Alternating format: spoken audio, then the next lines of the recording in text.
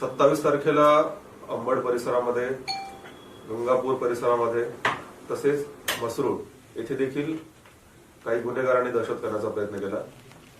त्यातील मुख्य गुन्हेगार आहे कुंदन परदेशी। याने सुरुवातीला मसरूळ येथून एका व्यक्तीकडून बळजबरी त्याची एक गाडी ताब्यामध्ये घेतली, त्या गाडीमध्ये त्याचे साथीदार भरले। त्यानंतर त्याने त्याच्या साथीदारासह तो अंबडच्या हद्दीमध्ये सिडको गेला। त्याने तिथे पण दहशत केली, तिथे गाड्यांची तोडफोड केली आणि काही व्यक्तींवर जीवघेणा हल्ला केला। त्यानंतर तो गंगापूर परिसरामध्ये आला, कॉलेजच्या परिसरामध्ये, तिथे पण त्यानं एका चहा व्यावसायिकावर हल्ला करण्याचा प्रयत्न केला। या तिन्ही घटनांमध्ये गंभीर स्वरूपाचे गुन्हे दाखल करण्यात आलेले आहेत आणि या प्रकरणामध्ये आतापर्यंत 9 आरोपी आणि 1 विधी संघर्षग्रस्त बालक यांना अटक करण्यात आलेली आहे। विशेष म्हणजे या आरोपींना अटक करण्यासाठी स्थानिक पोलीस स्टेशन तसेच गुन्हे शाखेची सर्व पथकं यांनी संयुक्तपणे कारवाई केलेली आहे।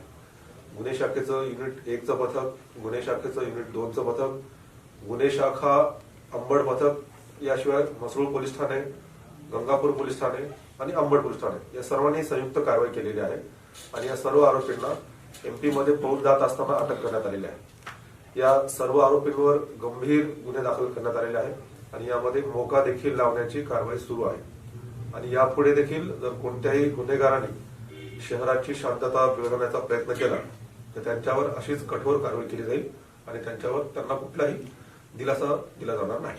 सर, यात एक महिला पण कारण काय होतं की ज्यांनी गाडीची तोडफोड केली? या त्यांचा मुख्य उद्देश परिसरामध्ये दहशत पसरवणे हाच होता।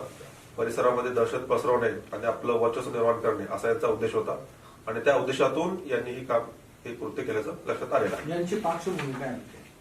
हे जे आरोपी आहेत यांचं गुन्हेगारी रेकॉर्ड आहे, यांच्यावर याप्रमाणेच पूर्वी देखील गंभीर प्रकारचे गुन्हे दाखल आहेत आणि पूर्वी देखील त्यांच्यावरती कारवाई झालेली आहे।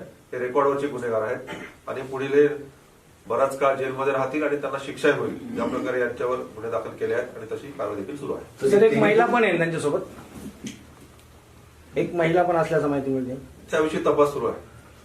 तर हे तिन्ही पोलीस स्टेशनच्या हद्दीत परदेशी टोळीनेच धुमाकूळ घातला होता का अजून कोणी होते दुसरं? हेच व्यक्ती आहेत, यांनी या तिन्ही हद्दीमध्ये जाऊन हे कृत्य केलेलं आहे।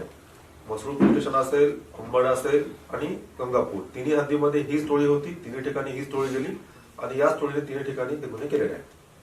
संघटित गुन्हेगारी असल्यामुळे मग यांचं मोका कारवाई होईल, यांच्यावर 100% मोकाप्रमाणे कारवाई होईल, त्याप्रमाणे प्रक्रिया सुरू करण्यात आलेली आहे। सर, हे किती वयोगटातले मुलं? ही साधारणतः एक 20 ते 30 वयोगटातील मुलं आहेत आणि यातले मुख्य हा कुंदन परदेशी हा रेकॉर्डवरचा गुन्हेगार